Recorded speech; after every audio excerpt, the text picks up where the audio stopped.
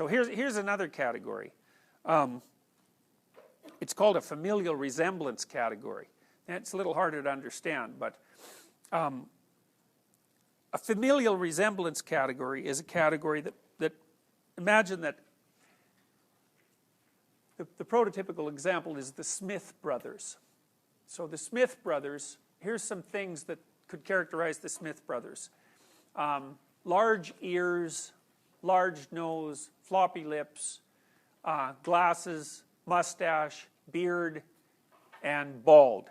So they're obviously not very attractive, these Smith brothers.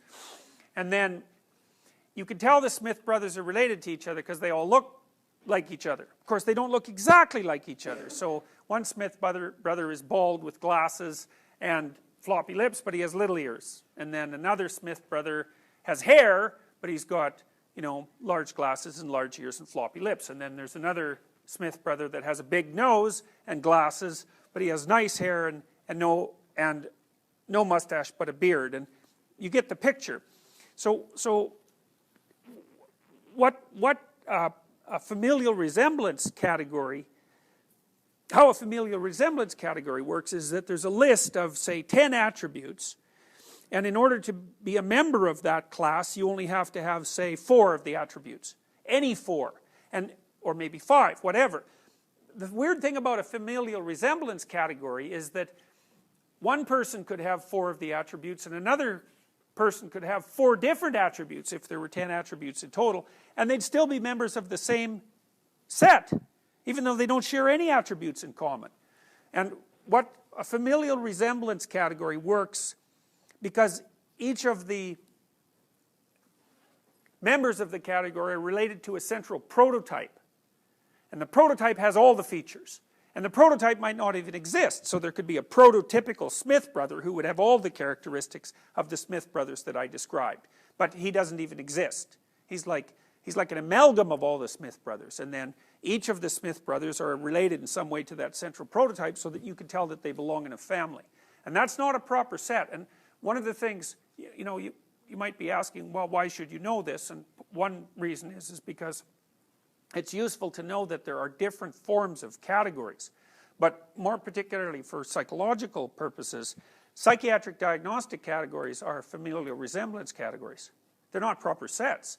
So if you go into the Diagnostics and Statistical Manual, which is the sort of APA, American Psychiatric Association, Bible for doing diagnosis, you'll see that if you list the symptoms of something like a personality disorder, there might be 10 symptoms, and in order to have that personality disorder, you only need 4 of them. And so there can be wide variation within the category, and of course then that begs the question of whether or not it's actually a category, or certainly whether or not it's actually a scientific category. So, a guy named Barcelou talked about a different kind of category. He called them ad hoc categories, and these are strange things. Like here's an ad hoc category for you. Things to take out of your apartment when it's on fire. So what things would those be? Pictures, yeah. Pets, yes. Children. You forgot about that. Okay, what else? What's that? Seniors, yes, hopefully. Or, yeah? Insurance? ID? Maybe? What's that? Anything else? Okay, now you might say, well, what do all those things have in common, since they're apparently a category? They're things you care about, yeah. Yeah. ID? Do you care about that? You need it, yeah. So they're necessary or emotionally valuable or what? Or valuable, yeah, or irreplaceable in some ways.